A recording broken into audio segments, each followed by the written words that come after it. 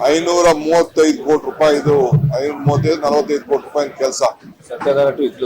ಸತ್ಯಗಾಲ to Iggalur barrage ನೇರವಾಗಿ ಯಾವ pump ಇಲ್ದೇನೆ ನೀರು ಬರೋಂಥದ್ದು ಇಡೀ ನಮ್ಮ ರಾಜ್ಯದಲ್ಲೇ ಇಲ್ಲ ಅಂತ ಒಂದು ಯೋಜನೆ. ಸುಮಾರು 16 ಕಿಲೋಮೀಟರ್ ಅಷ್ಟು ಟನಲ್ ಅಲ್ಲೇ ನೀರು ಬರ್ತಾ ಇದೆ. ಆ ರೀತಿ ಒಂದು ಕಾರ್ಯಕ್ರಮವನ್ನ ಮಾಡಿ ಈಗಾಗಲೇ ಕೆಲಸ ಕೂಡ ನಾವು ಮೆಗಾ ಇಂಜಿನಿಯರಿಂಗ್ ವರ್ಗು ಮಾಡ್ತಾ ಇದ್ದಾರೆ. ನಾವೆಲ್ಲ ಹೋಗಿ ಟನಲ್ ಒಳಗಡೆ ಹೋಗಿ ಬಂದು ಇನ್ನೊಂದು 600 ಮೀಟರ್ ಮಾತ್ರ ಕೆಲಸ ಆಗ್ಬೇಕಾಗಿದೆ. ಆಮೇಲೆ ಅದು ಔಟ್ಲೆಟ್ ಅಲ್ಲಿ ಯಾರೋ ಒಬ್ಬ ರೈತ ತೊಂದರೆ ಮಾಡ್ತಿದ್ದ, ಆತ ಕೂಡ ಮಾತಾಡಿ ಆತರ ಕೂಡ ಒಪ್ಪಿಗೆ ಆಗಿದೆ. ಏನು ಸ್ಟಾರ್ಟಿಂಗ್ ಪಾಯಿಂಟ್ ಅಲ್ಲಿ ಒಬ್ಬ ರೈತ ಜಮೀನು ಕೊಡುದಿಲ್ಲ ಅಂತ ಹೇಳಿದ್ದ, ಆತರಿಗೂ ಕೂಡ ಒಪ್ಪಿಸ್ಬಿಟ್ಟು ಬಂದಿದ್ದೇವೆ.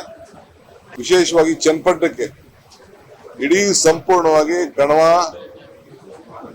ಮತ್ತು ಬೇರೆ ಎಲ್ಲೆಲ್ಲಿ ನಾವು ರಾಮನಗರ ಜಿಲ್ಲೆಗೆ ಸಂಬಂಧಪಟ್ಟಂತೆ ಕೆಲವು ಕನಕಪುರ ಭಾಗ, ಕೆಲವು ರಾಮನಗರ, ಮಾಗಡಿ ಎಲ್ಲಾ ಕಡೆನೂ ನೀರು ಬರುವಂತ ಒಂದು ವ್ಯವಸ್ಥೆನ, ಕೆರೆ ತುಂಬುವಂತ ವ್ಯವಸ್ಥೆನ, ಅಂತರ್ಜಲವನ್ನು ಹೆಚ್ಚಿಸುವಂತದ್ದು, ಕುಡಿಯೋ ನೀರು ಕೊಡುವಂತ ಏನು ಕಾರ್ಯಕ್ರಮ ಇದೆ ಸುಮಾರು 3.5 TMC 3.3 TMC ಅದ ಲೆಕ್ಕ 3.5 TMC ಅಷ್ಟು ಬರ್ತದೆ. ಇದು ನಮ್ಮ ಜಿಲ್ಲೆಗೆ ಬಹಳ ವಿಶೇಷವಾದಂತ ಒಂದು ಯೋಜನೆ.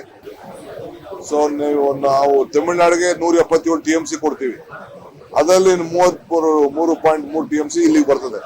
ಸೊ ಹಿಂದೆ ನಾನು ಮಂತ್ರಿ ಆಗಿದ್ದಾಗ ಅದನ್ನ ಕಾರ್ಯರೂಪಕ್ಕೆ ಪ್ರಾರಂಭ ಮಾಡಿದ್ದೆ. ಬಹುಶಃ ಈಗ ಆದಷ್ಟು ಜಲ್ದಿ ಅದನ್ನ ಲೋಕಾರ್ಪಣೆ ಮಾಡಲಿಕ್ಕೆ ನಾವೆಲ್ಲ ಕಾರ್ಯಕ್ರಮವನ್ನು ರೂಪಿಸಿದ್ದೇವೆ. ಹೋಗಿ ವಿಸಿಟ್ ಕೊಟ್ಬಿಟ್ಟು ಬಂದಿದ್ದೇವೆ. ಇದ್ರ ಜೊತೆಗೆ ಸ್ಟೇಡಿಯಂದು ಕೂಡ ಚೀಫ್ ಮಿನಿಸ್ಟರ್ ವಿಡಿಯೋ ಕಾನ್ಫರೆನ್ಸ್ ಅಲ್ಲಿ ಬಂದಿದ್ರು. ಅವರು ಇದ್ ಮಾಡ್ತಾ ಇದ್ರು. ಸೊ ಹಣ ಬಿಡುಗಡೆ ಮಾಡಬೇಕು ಅಂತ ಹೇಳಿದ್ದೇನೆ, ಅದು ಬಿಡುಗಡೆ ಮಾಡ್ತೀನಿ ಅಂತ ಹೇಳಿ ಚೀಫ್ ಮಿನಿಸ್ಟರ್ ಅವರು ಕೂಡ ಆ ಸ್ಟೇಡಿಯಂ ವಿಚಾರದಲ್ಲಿ ಒಪ್ಕೊಂಡಿದ್ದಾರೆ. ಬೇರೆ ಸೈಟ್ಗಳ ವಿಚಾರ ಇವೆಲ್ಲ ಕೂಡ ಕೆಲವು ಪೇಮೆಂಟ್ ರಿಲೀಸ್ ಆಗೋದಿತ್ತು. ಅದನ್ನು ಕೂಡ ನಾನು ಬೆಂಗಳೂರಿನಲ್ಲಿ ಇನ್ನೊಂದು ಮೀಟಿಂಗ್ ಅನ್ನ ಎಲ್ಲ ರಾಜ್ಯ ಮಟ್ಟದ ಅಧಿಕಾರಿಗಳು, ನಿಮ್ಮ ತಾಲೂಕು ಸಂಬಂಧಪಟ್ಟಂತೆ ಏನೇನು ಸಮಸ್ಯೆ ಇದೆ ಅದಕ್ಕೆ ರಾಜ್ಯ ಮಟ್ಟದ ಅಧಿಕಾರಿಗಳ ಸಮೇತ ಜಿಲ್ಲಾ ಮಟ್ಟದ ಅಧಿಕಾರಿಗಳನ್ನ ಕರೆಸಿ ಅಲ್ಲೊಂದು ಸಭೆಯನ್ನ ಇನ್ನ ಕೆಲವು ದಿನಗಳಲ್ಲೇ, ಈ ತಿಂಗಳು ಇಲ್ಲ ಮುಂದಿನ ತಿಂಗಳಲ್ಲಿ ಅದನ್ನ ನಾನು ಮಾಡ್ತೇನೆ. ಜೊತೆಗೆ ಇನ್ನೊಂದು ಬಹಳ ದಿನದಿಂದ 2010ರಿಂದ ಒಂದು ಪೆಂಡಿಂಗ್ ಇತ್ತು. ಜಿಗನೇನಹಳ್ಳಿ, ಸುಣ್ಘಟ್ಟ, ಅರ್ಚಕರಹಳ್ಳಿ ಇಲ್ಲಿ ಸೈಟ್ ಹಂಚಿತ್ತು ಪ್ಲಾನಿಂಗ್ ಅಥಾರಿಟಿಯಿಂದ, ಡೆವಲಪ್ಮೆಂಟ್ ಅಥಾರಿಟಿಯಿಂದ. ಅದು ಕ್ಯಾಬಿನೆಟ್ಗೆ ತೆಗೆದುಕೊಂಡೋಗಿ 200 ರೂಪಾಯಿ ಸ್ಕ್ವೇರ್ ಫೀಟ್ಗೆ ಅವ್ರು ಕಟ್ಟಿದ್ರೆ ಸೇಲ್ ಡೀಡ್ ಮಾಡ್ಕೊಡ್ತೀವಿ ಅಂತ ಯಾರು ಅಲ್ಲಿದ್ರು ದಾಖಲೆಗಳನ್ನ ಮಾಡ್ಕೊಂಡಿಲ್ಲ. ಅದನ್ನು ಕೂಡ ಒಂದು ಅವಕಾಶವನ್ನು ನಾವು ಕ್ಯಾಬಿನೆಟ್ ಅಲ್ಲಿ ನಾನು ಮಾಡಿಸ್ಕೊಟ್ಟಿದ್ದೇನೆ.